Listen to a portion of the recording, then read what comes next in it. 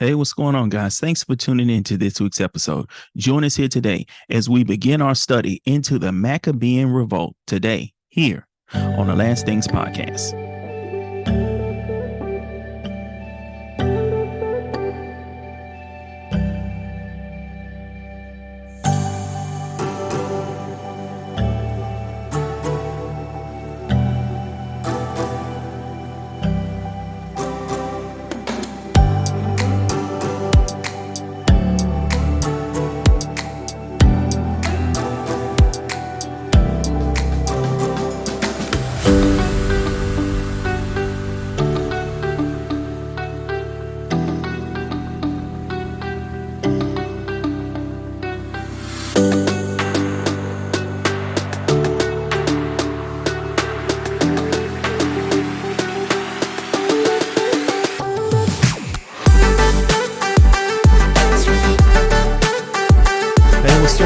It's your boy Damien coming to you once again with another episode of the Last Things Podcast, where we are on a journey to truth. It is indeed an honor and a privilege to come before you once again as we discuss the Word of God. How is everybody doing on today? I want to thank you guys so much for tuning in to this week's episode, to this week's very special episode, man. I don't know about y'all, but man, that Daniel chapter 11, whoo, man, that was a long chapter. That was a long chapter, but a lot of information. And as you saw, we started all the way back from Daniel's time to end up to the end time, dealing with the Antichrist and some of the things that he does.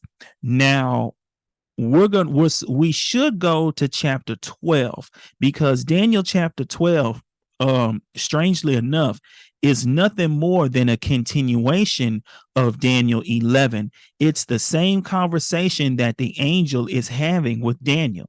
So chapter 12 is nothing more than a continuation of Daniel 11. However, chapter 12 is the last chapter in Daniel. Okay.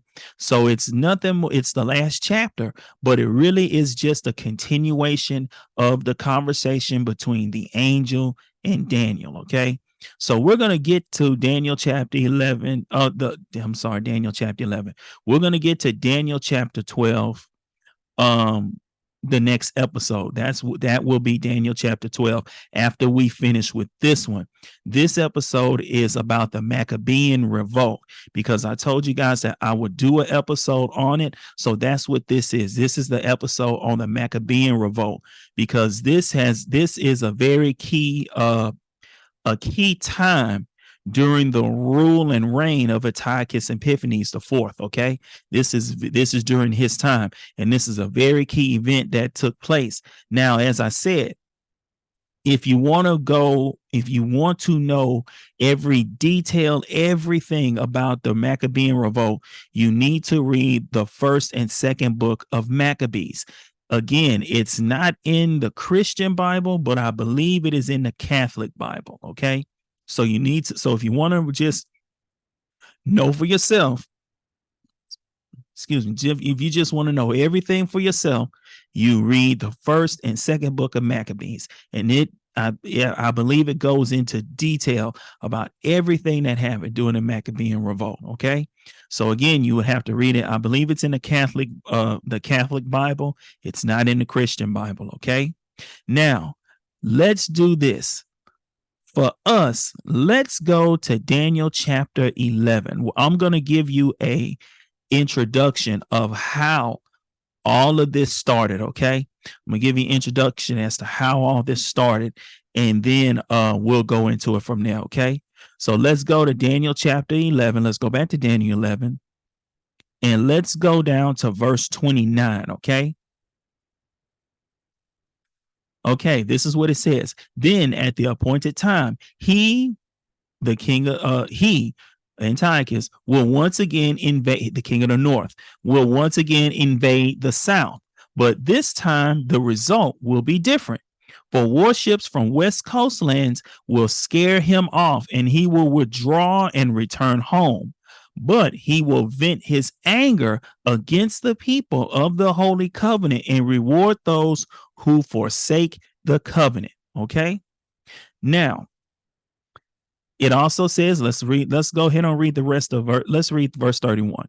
His army will take over the temple fortress, pollute the sanctuary, put a stop to the daily sacrifices, and set up the sacrilegious object that causes desecration.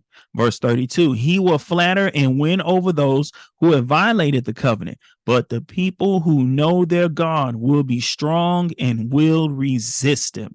You see that? So look at what it said. Let's read verse 33. Wise leaders will give instruction to many, but these teachers will die by fire and sword, or they will be jailed and robbed. During these persecutions, little help will arrive, and many who join them will not be sincere. All right. Now, history tells us, because what did the first part of verse 29 said? At the appointed time, he, the king of the north, Antiochus, will invade the south, Egypt. But this time, the result will be different. For warships in western coastlands will scare him off, and he will withdraw and return home. All right. So that's what the angel told Daniel was going to happen, right? Now, history tells us in 168 BC, Antiochus led a second attack on Egypt. Remember, he attacked Egypt once already, and he left I can't remember which one. He left Ptolemy in charge. I want to say it's the fifth. Is it the fourth? It might be the fourth. I can't remember right now, but it's one of the Ptolemies. He left them in charge, right? Because he didn't want to alert Rome about what had happened. So he left him in charge. He left him there for people to think that he was still running the show, but really Antiochus was running because he had took over, right? Now, the second time he came back to attack Egypt again, right?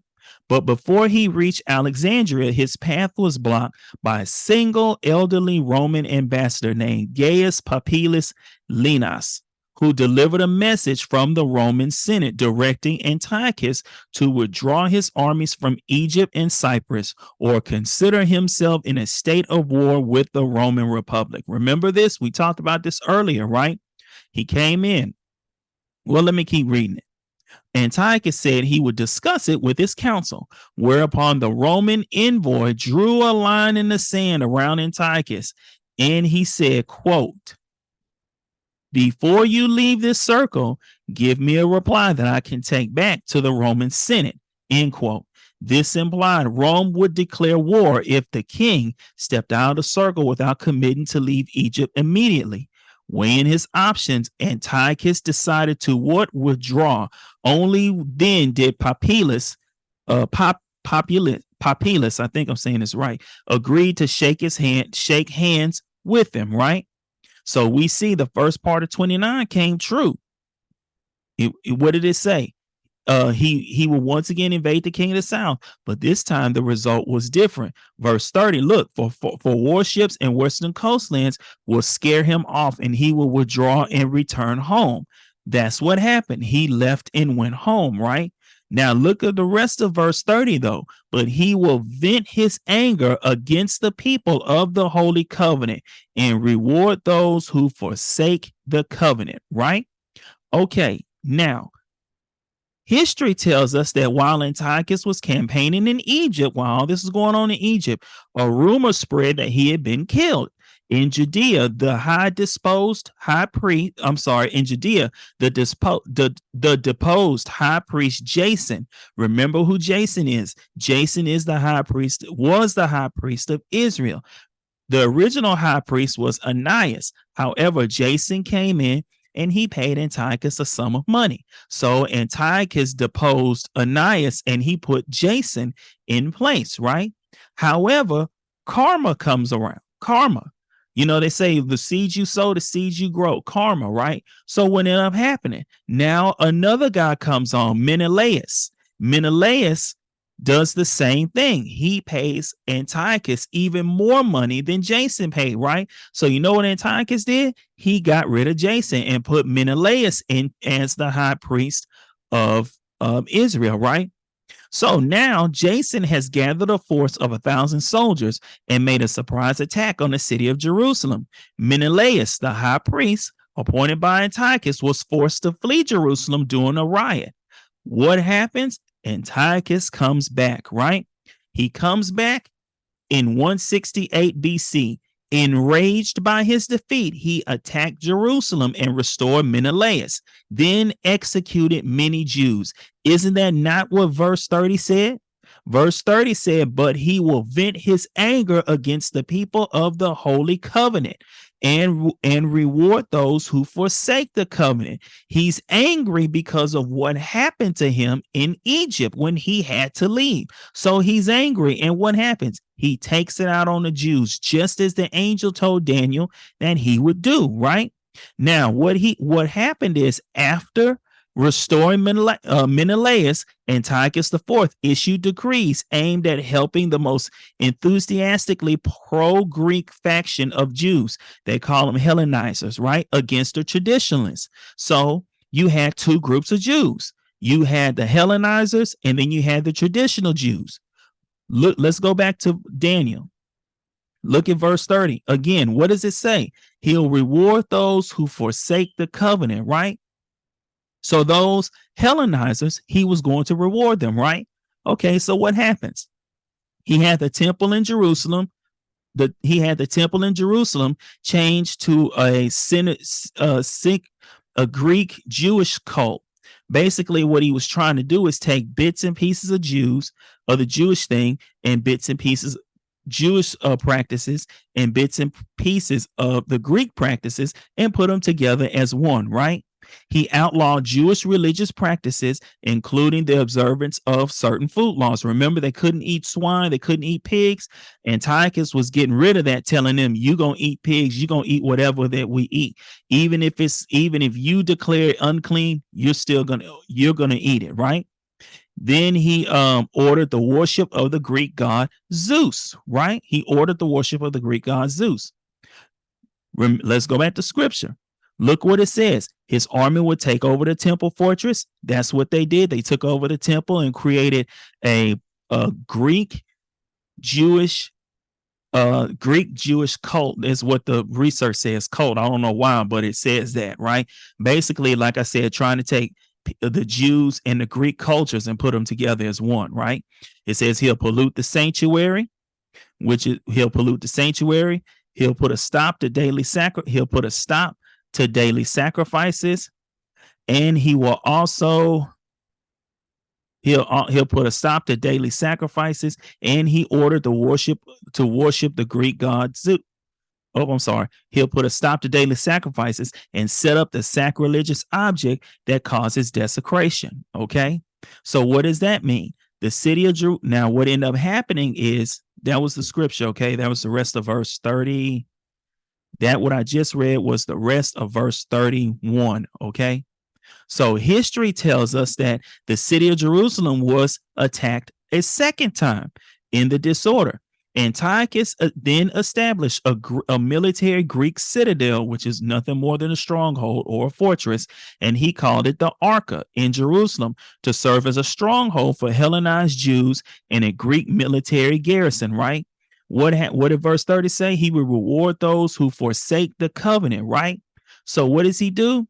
He creates a fortress for the Jews who were supporting him, so they had a place to go. So when he was out executing Jews, this is how he knew who was with him and who wasn't with him. If they were with him, they could go to this Arca, and they would be safe from whatever laws or whatever he was doing, whatever persecution he was handing out. If they were at that Arca, he knew they on my side. They're with me, so they safe. I'm not going to bother them. It's these ones outside of the Arca that I'm going after, right? Now, history tells us his ultimate act of desecration, starting up the revolt, was to sacrifice a pig to Zeus in the temple in Jerusalem in 167 BC. Remember, what did Daniel say in verse 30? In verse 31, his army will take over the temple fortress. That's what they did. Pollute the sanctuary. They did that. Put a stop to daily sacrifices. They did that, and set up the sacrilegious object that causes desecration. When he sacrificed that pig to Zeus inside the Jewish temple, that was the sacrilegious object that caused desecration. That is the abomination of desolation. That's the first one. When Jesus spoke about it in Matthew 24, he told the disciples, when you see what Antiochus did, when you see it in your lifetime, you run. Where does he tell them to go? He tells them to flee to the mountains in Judea, right? That place today is known as Petra. I talked about this in a previous episode. Petra is the land. There's a certain part of land that the Antichrist will not be able to touch, right? That land today is known as Jordan. What is known as Jordan today. Jesus told them, go to the hills in Judea, right? That land today is known as Petra. Do you know where Petra is? Petra is in Jordan today. That would explain why the Antichrist, if whenever they see the abomination of desolation take place, if they go to Jordan, they will be safe there, right? That would explain why they will be safe, because this is where Jesus told them to go. That is the one place where the Antichrist will not be able to mess with anybody. Do you see something about this whole thing? Even though the Antichrist is going to have great authority on the earth and everything, he still got rules that he has to follow. See, the thing that really irks me is when people try to put Satan and God on the same level. And that's a lie from the pit of hell. How can Satan be on the same level as the creator? Satan is a created being. God is not a created being. God is. There's no way that Satan and God can be on the same level. Don't you remember when he in the book of Job, when he walked in God's presence, God said, what are you doing here? And he said, I've come to and fro seeking I'm just walking to and fro, seeking who I may devour. Satan still has access to heaven. It's limited access, but he still has access to heaven until the end times when he's kicked out for the last time. That happens in Revelation chapter 12. If you want to go back and read it in your study time, Revelation 12 is when he's kicked out for the last time. But Satan still has access to heaven. That's why they say he's the accuser of the brethren day and night, because he still has access to heaven. Okay. But I want you to see how even though the Antichrist will have rule and reign on the earth, he still got to follow what God says.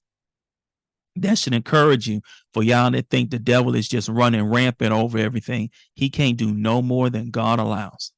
He can't do no more than God allows. If God has not allowed it, he cannot do it, because he's a created being. He's not on the same level as God. Okay. So anyway, that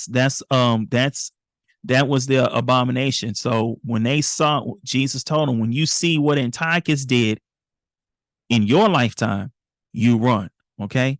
And that's what he did. Right. All right. So all of this lasted between 168 and 167 BC. All of this went on for an entire year. Okay.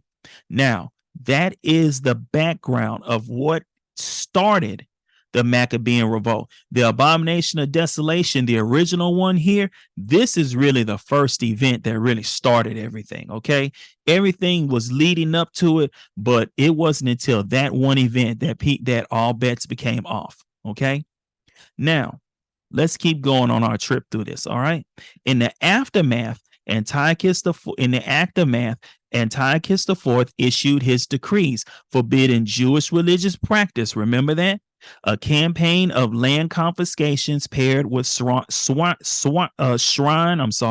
and altar building took place in the Judean countryside. Let's look at the scripture again, okay? What does verse 32 say? He will flatter and win over those who have violated the covenant. But the people who know their God will be strong and will resist him, right? Verse 33, wise leader will give instructions to many, but teachers will die by the sword, or they will be jailed and robbed, right? Now, we see that's what's happening. People are losing their land, right? And where the people are losing their land, they're building shrines and building altars, right? And you know who the shrines and altars are for? They're for Zeus, because Antiochus told them, you worship Zeus, right?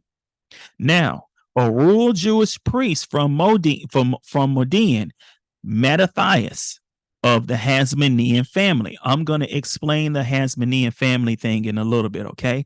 But okay, so let's keep going. A Jewish priest named Mattathias sparked the revolt against the Sicily Empire by refusing to worship the Greek gods at Modian's new altar.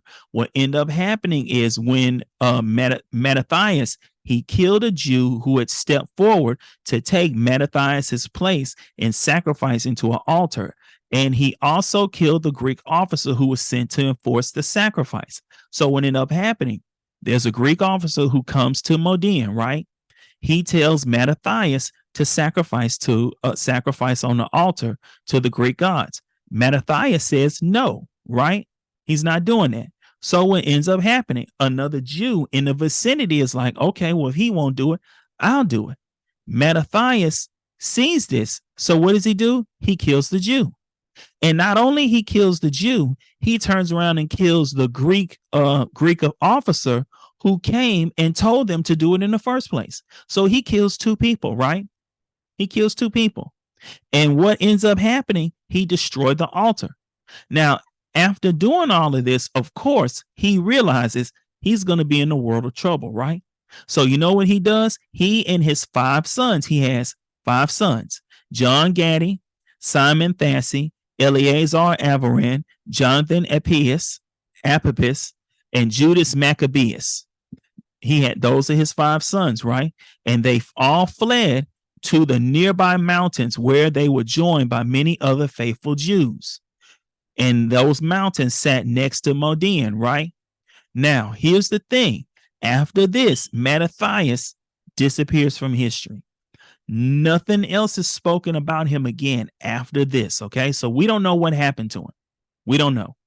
All we know is after this one event, he leaves. He's heard from again. The only time he's heard from after this is when he dies. He actually dies a year later in 166 BC. Okay. Other than that, they don't have nothing else after him killing the Jew and the Greek officer. Nothing else about him, only his death. And that's found, according to what I found, that is found in the first book of Maccabees. Okay. Now, what ended up happening is his son Judas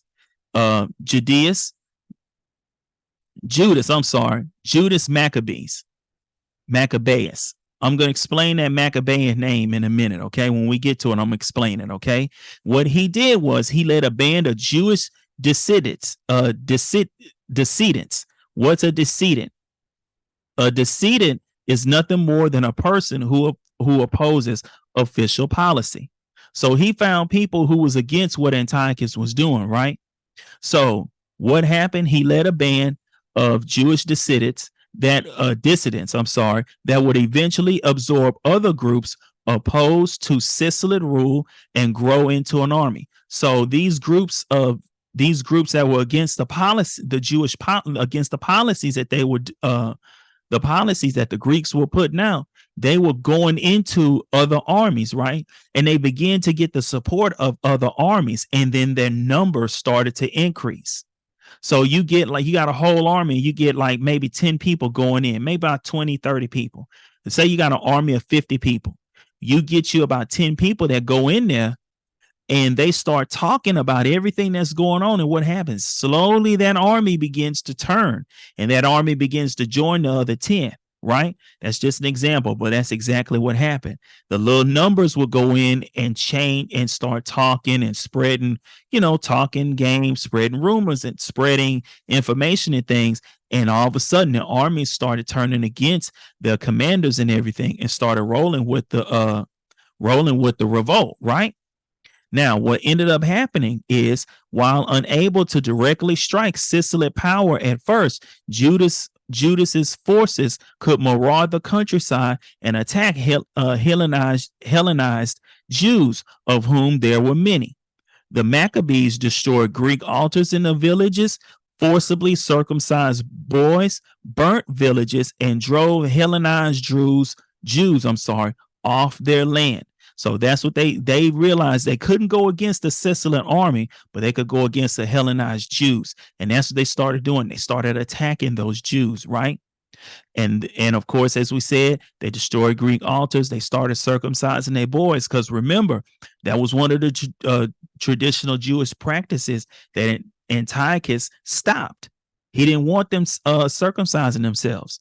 So Judas and his army, Judas and his army was like, no, we're gonna keep the laws. We're gonna keep practicing what we're supposed to. And they started going around and they were circumcising their boys just as the law said that they were supposed to do. Right? Now, Judas's nickname was Maccabee because it's used to describe as Maccabee. So his name is Maccabeus. Excuse me, it's Maccabeus.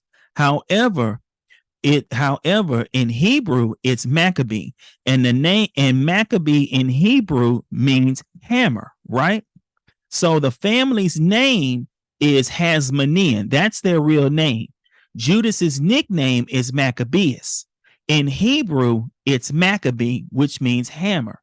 So instead of calling him Maccabeus, they started calling him Jewish Maccabee, because the name of it meaning hammer, which is what he was doing, going around beating everybody, taking over, doing, raiding everything, doing what needed to be done, right?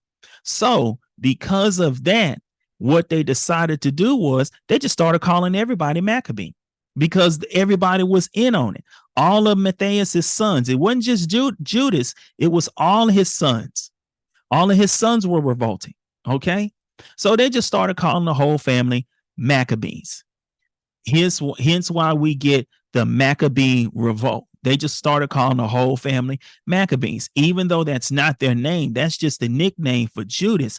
However, the people started just calling the entire family Maccabees, but their real name is Hasmonean. Okay. So remember when I said I would explain the Hasmonean family part? That's what I mean. That was their name, Hasmonean. But because of Judas's nickname, Maccabee, that's what they started calling everybody. So everybody just became known as Maccabee. So that was their name. Okay. Now, Judas's campaign in the countryside became a full-scale revolt. Maccabean forces used guerrilla tactics, meaning what they would do is they would just jump out and surprise you. So you're walking down the street, all of a sudden 5 or 10 people come out, wham, we got you, and they kill you right there, right? That's what they were doing. So they employed guerrilla tactics, emphasizing speed and mobility. While less trained and underprepared for pitched battles, the Maccabees could control which battles they took and retreat into the wilderness when threatened. They defeated 2 minor Sicilian forces at the Battle of the Ascent of Lebanon in 167 BC and the Battle of Beth Horon in 166 BC. Toward the end of the summer in 165 BC, Antiochus IV departed for Babylonia in the eastern half of his empire and left Lysias in charge of the western half as regent. What is a regent? Remember, a regent is somebody who is left in charge while the king is gone. So if the king is gone, the regent is left in charge of the kingdom, right? Now, what ended up happening is shortly afterwards, the Maccabees won a more substantial victory at the Battle of Emmaus. The factions attempted to negotiate a compromise but failed. A large Sicilian army was sent to quash the revolt. After the Battle of Beth Zor in 167 BCE, as well as the news of the death of Antiochus IV in Persia, the Sicilian troops returned to Syria. The Maccabees entered Jerusalem in triumph. So this is what they did. Once they found out Antiochus died, the troops went back home. The Maccabees started cleaning up as they would. So what did they do? They ritually cleansed the Second Temple, reestablished traditional Jewish worship, right? So they getting back to normal. Now, the Maccabees cleansed the temple and rededicated it on the 25th day of the Jewish month of Kislev, right? When it came time to relight the menorah, menorah. That's how you say it. When it came to relight the menorah, the multi-branched lampstand, they searched the entire temple, but only one small jar of oil bearing the pure seal of the high priest could be found. Miraculously, the small jar of oil burned for 8 days until a new supply of oil could be bought. From then on, the Jews everywhere have observed a holiday for 8 days in honor of this historic victory and the miracle of the oil, the lighting of a special menorah with 8 branches, plus a helper branch. The date of the cleansing of the date of the cleansing, in the Hebrew calendar would later become the date when the festival of Hanukkah begins. That's right. Hanukkah started during the Maccabean Revolt. We just read it here. Hanukkah begins during the Maccabean Revolt. Okay. This is where Hanukkah begins. Okay. I just thought that was so cool when I was researching. I'm like, wow. So Hanukkah begins during the Maccabean Revolt. I just thought that was so cool to read that. Like, oh, wow. So that's where it comes from. Okay.